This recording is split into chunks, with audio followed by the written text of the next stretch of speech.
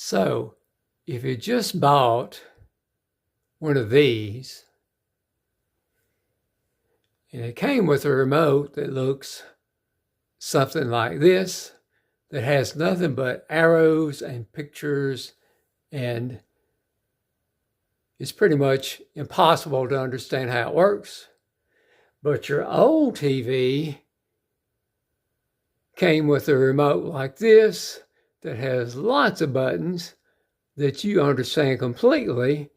Well, don't throw this remote away until you push the red button on this remote, because you may find, like I did, that this old comfortable remote will do everything that this brand new remote can do.